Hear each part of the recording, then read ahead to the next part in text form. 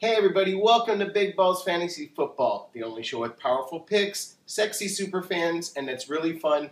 I'm your host, 20-year fantasy veteran Greg Reifstick. And I'm your co-host, Jenilee, a 10-year fantasy veteran, and together we are the beauty and the beast of fantasy football experts.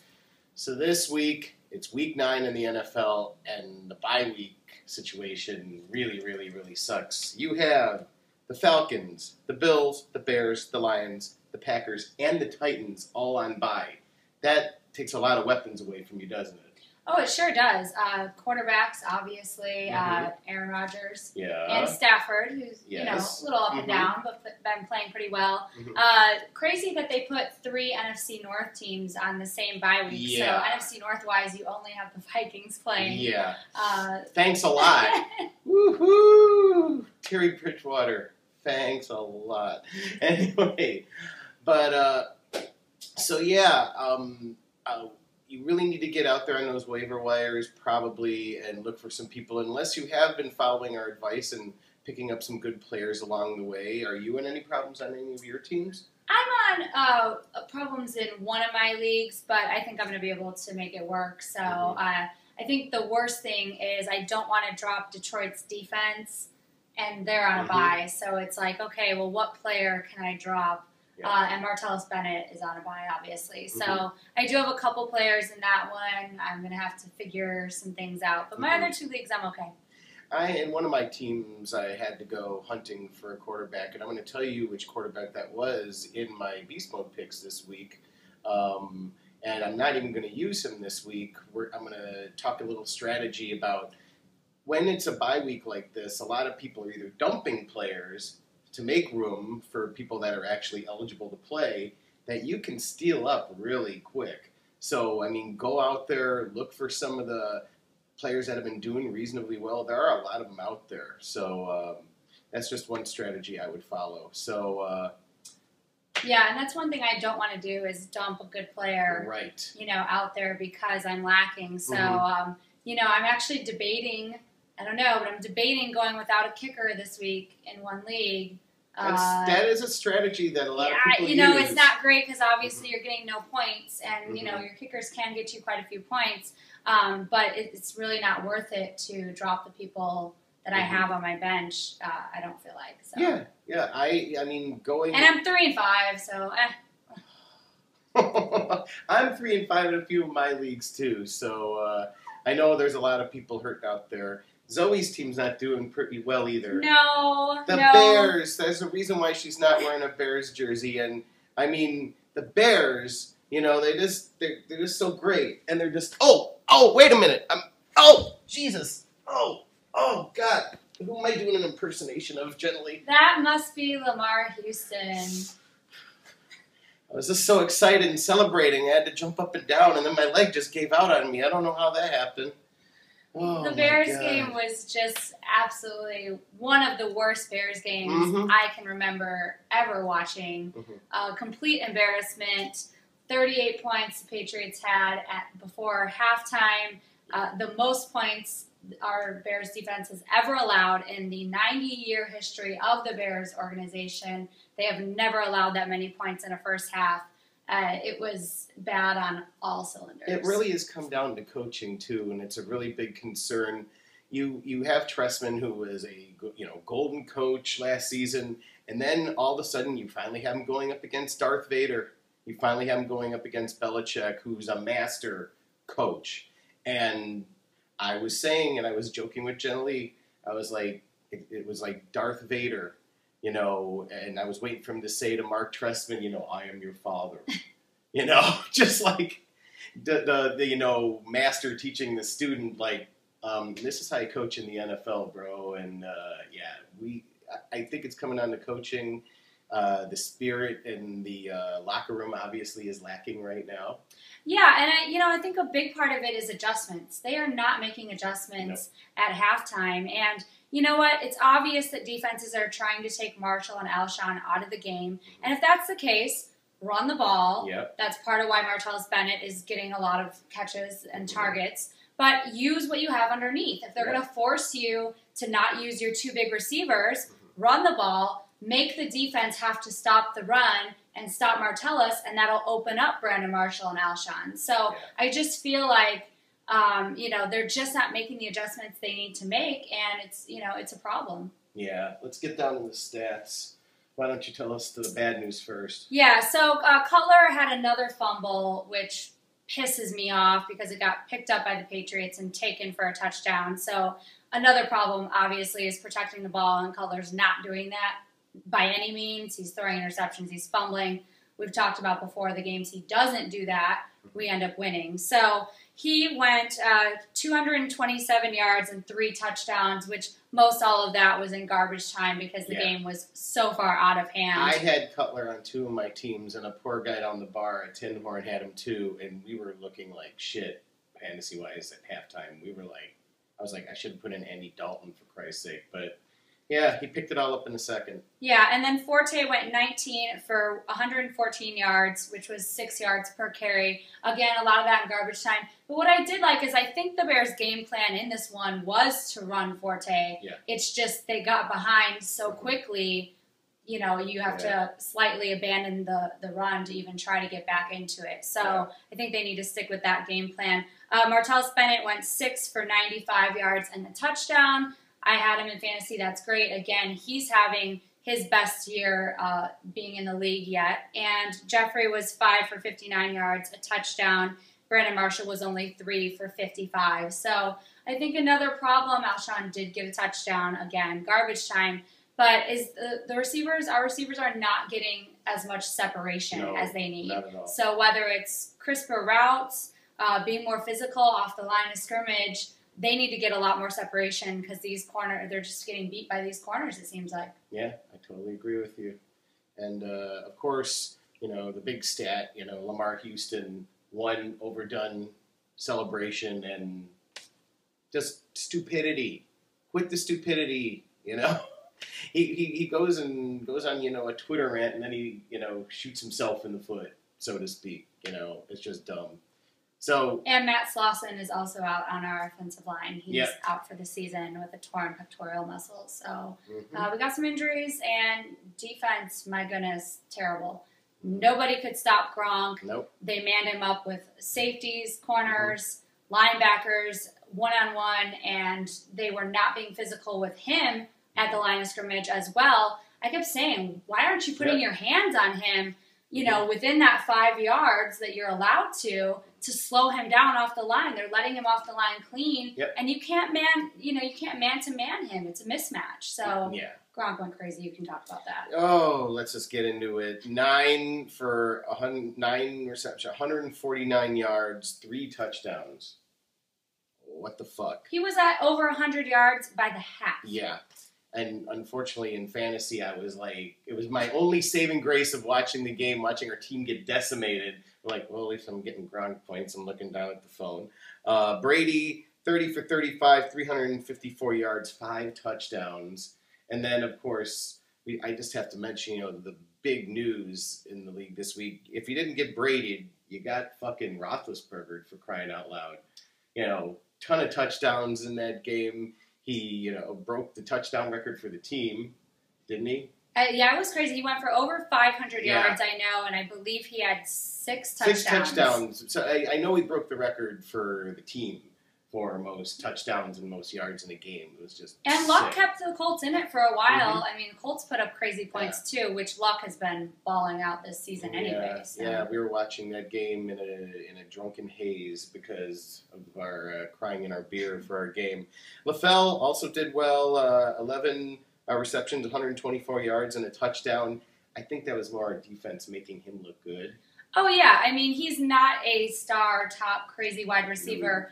Brady was on the money all day. Yeah. But, I mean, again, Tim Jennings, we just gave you a contract. Where are you?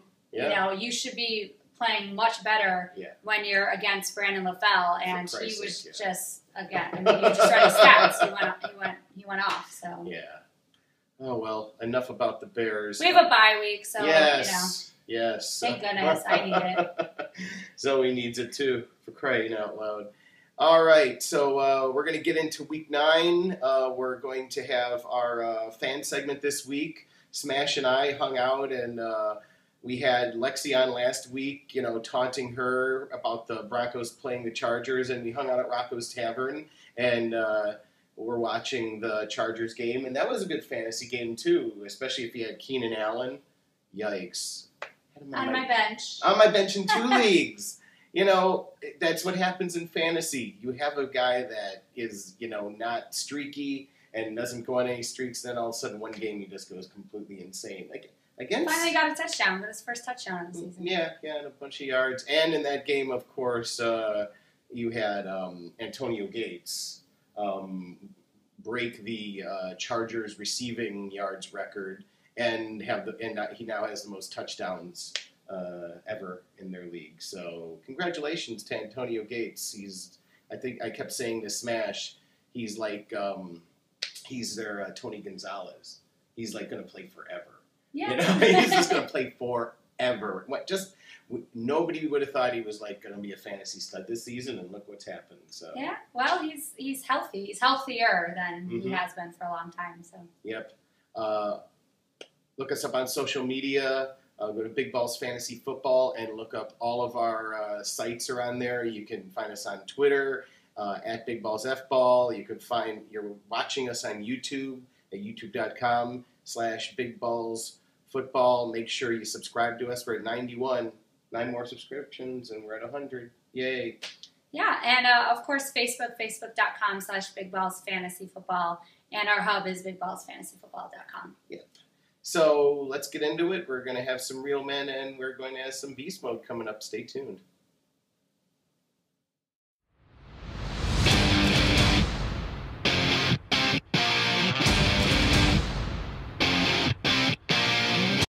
Hey everybody, welcome back to Big Balls Fantasy Football. It's Greg the Beast with 3 picks for you this week that are going to help you win your lineups in Week 9.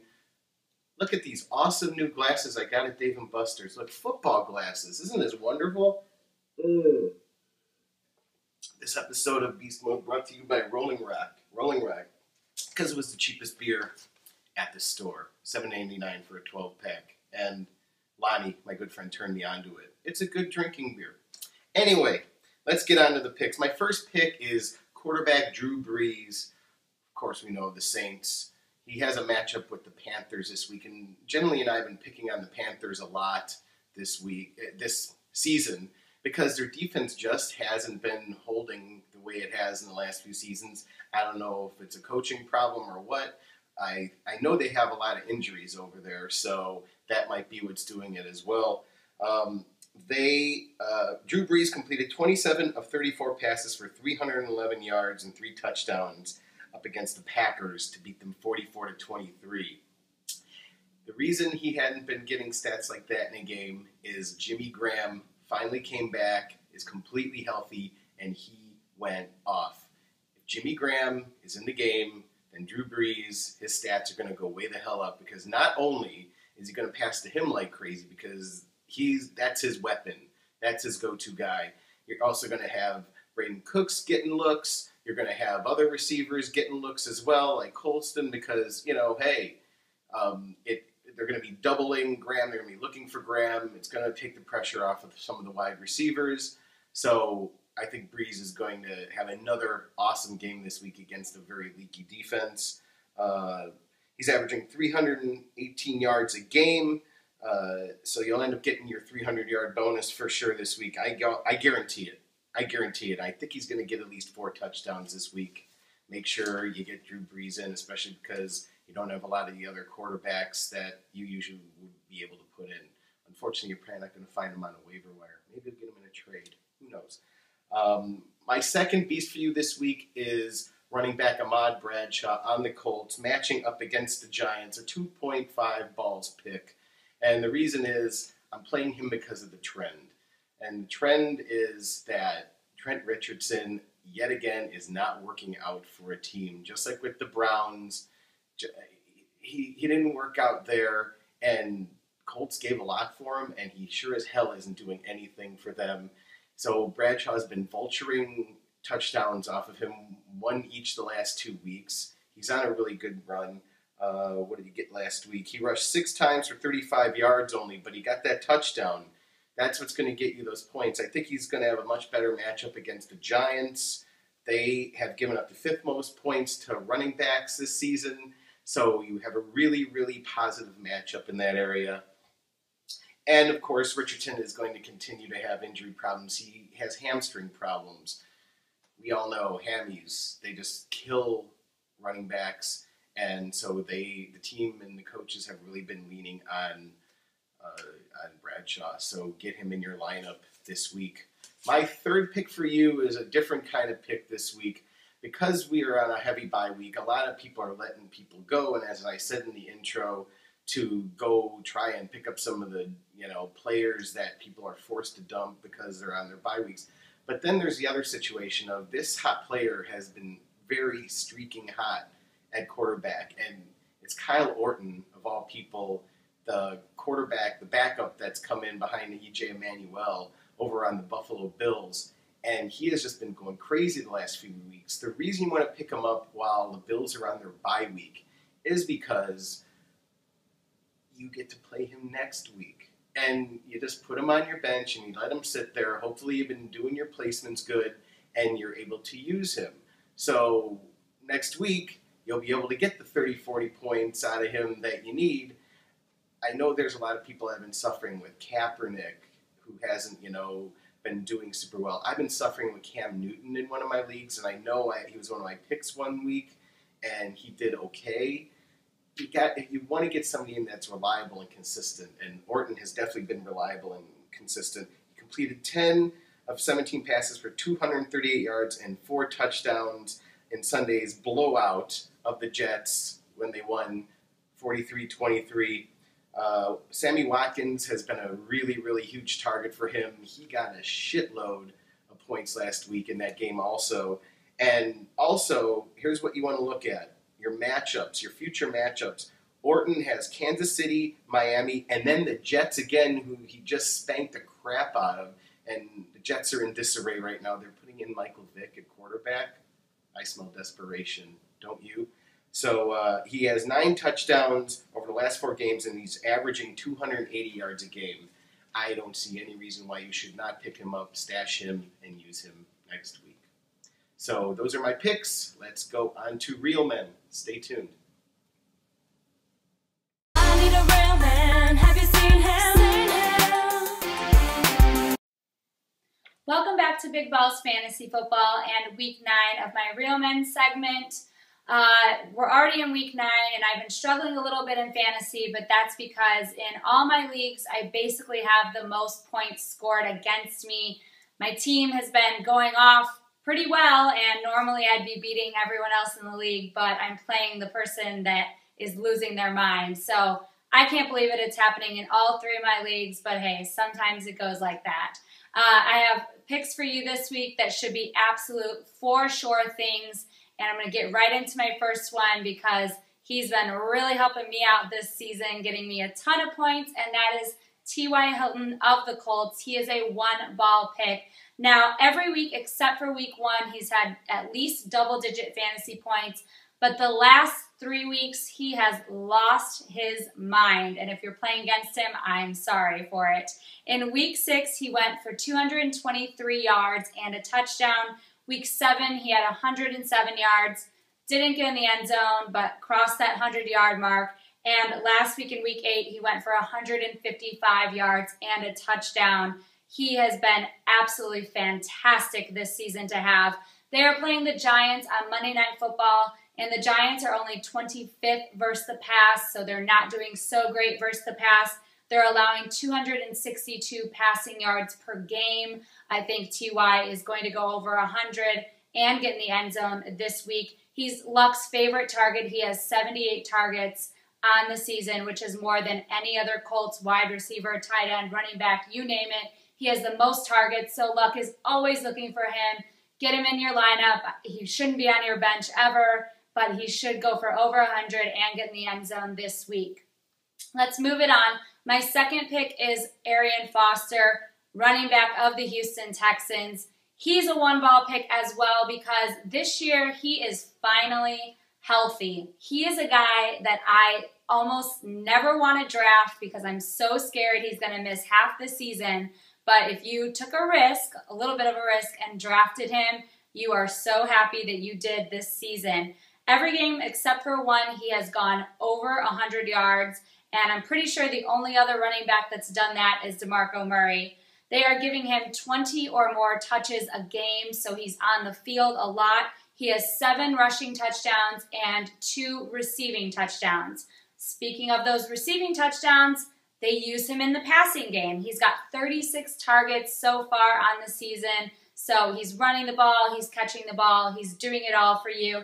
They're playing the Eagles. Now, the Eagles are not the worst defense against the run. They're kind of middle of the ground, but they are giving up 117 rushing yards per game. They've given up only 3 rushing touchdowns, and they've given up 4 receiving touchdowns. So even though they haven't given up a ton of rushing touchdowns, they've actually given up receiving touchdowns to these running backs, and Foster is going to get you a touchdown. Again, I think he's going to go for over 100 yards. I think he'll get you 1 rushing touchdown, possibly 2. Let's include a receiving touchdown in that as well. Now, I have a don't start because if you watch us, you know we trade off on that. And my don't start this week is running back Shane Vereen. He has not been consistent, but the Patriots' backfield hasn't been consistent this season at all. They're rotating those backs. Jonas Gray went in against the Bears last week, and I'm pretty sure nobody has him in fantasy. And they play the Broncos this week. The Broncos are first against the run, and the Patriots' offense is only 17th in running the ball. So that does not look like it's going to be easy for those offensive linemen of the Patriots. And he only has 1 rushing touchdown, and his 2 receiving touchdowns came in the same game. So Vereen is not getting in the end zone very often. In fact, he failed to get in the end zone on 2 attempts within the 2-yard line last week against the Bears. So that's pretty bad. You're within the 2-yard line and you still can't make it in the end zone. And the last 3 weeks, the Broncos have been absolutely fantastic against the run. In 3 weeks, they have only allowed a total of 58 rushing yards. They are shutting down the run. I think that this will end up being a pretty high-scoring game, but I don't think it's going to be by the Patriots running attack and by Shane Vereen doing a whole lot. So there you go. Those are my picks and your don't start. And now we're going to move it on to our fan footage. We're going to check out how Smash felt about her Chargers this week. Unfortunately, they lost, but I know that they had a blast at the bar watching them.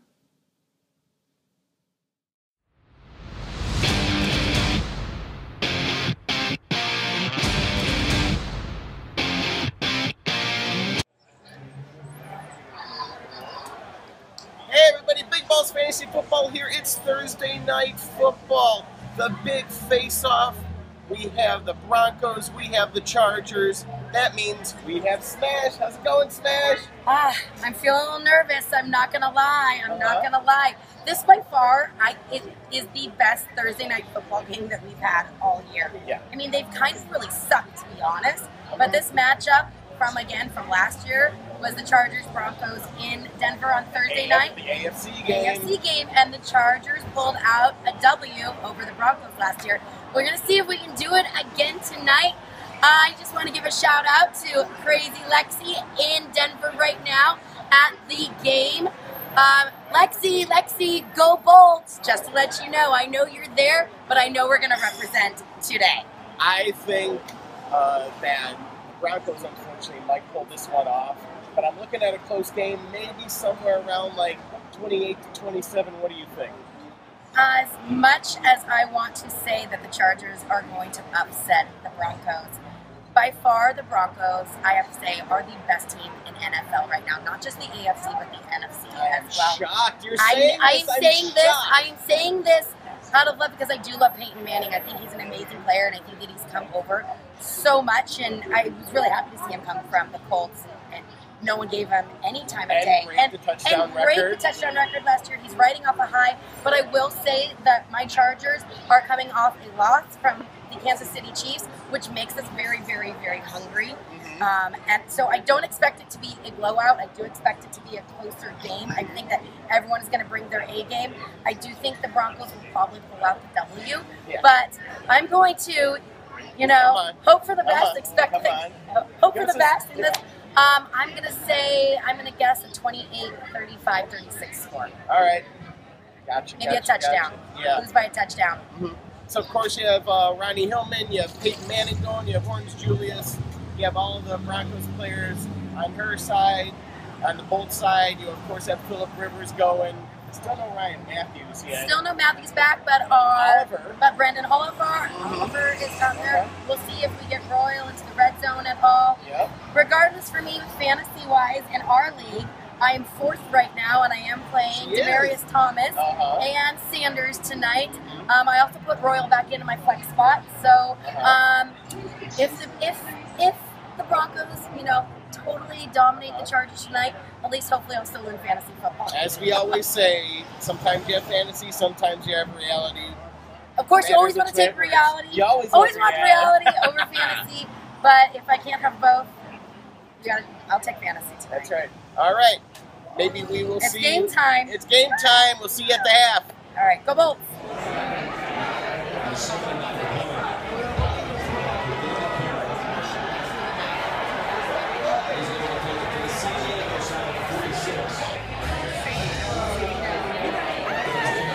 I like Greg. Hey, it's Greg here with Big Balls Fantasy Football at halftime with the Broncos leading the Chargers 14-17. The big fantasy story, of course, Emmanuel Sanders, 2 touchdowns, about 90 yards. If you have him playing, of course you should have him playing no matter what. You're damn glad. On the other side of the ball, the story with the Chargers is Keenan Allen, of course. Scored his first touchdown of the season, finally, after disappointing you except for this week and last week. So it might be time to take him off the bench. He's sitting on my damn bench with about 13, 14 points. In some leagues, he has up to 17. So that's the halftime report. We will give you a final report at the end of the game. I'm still rooting for the Broncos in this one. I think there's going to be a lot more scoring in the second half.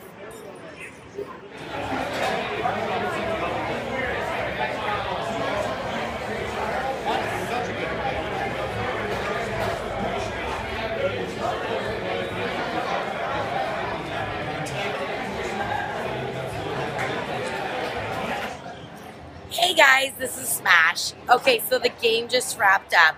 And as predicted, the Denver Broncos did beat out the Chargers tonight. Not quite the game I expected. I thought it was going to be a little bit closer than it was. Final score, 35-21 Chargers. So closer than what the Beast thought it was going to be. I said I thought it was going to be about 27-28, 35-36. So 21-35. Really great game by the Denver Broncos, but with a lot of strong plays by the Chargers tonight. But if you had Sanders playing tonight, according to my fantasy, he put up 40 points, way higher than Demaryius Thomas did tonight. Demaryius Thomas has been a leader in fantasy points. He put up 48 points a couple weeks ago for me. Royal, not so much as it was. Keenan Allen, for the first time in a couple weeks, actually put up a lot of points. If you didn't play him tonight, you probably had a little bit of bench envy, as I like to call it. Overall, it was a very good game against the Chargers and the Broncos. I'm not upset with anything the way the Chargers played tonight. There was a few calls that I was a little iffy on against the Chargers and the Broncos, for that matter. Both where I was like, I don't know if I would have called it that way. But it is what it is. We are in week 8 right now. Denver Broncos are now going to hold still in power rankings #1. We'll see where the Chargers fall to in the power rankings. But next week we go to Miami before our first bye, and we'll see where we go from there. But as always, as this loving Chargers Bolts fan, go Bolts. Congratulations, Denver Broncos, and go AFC West.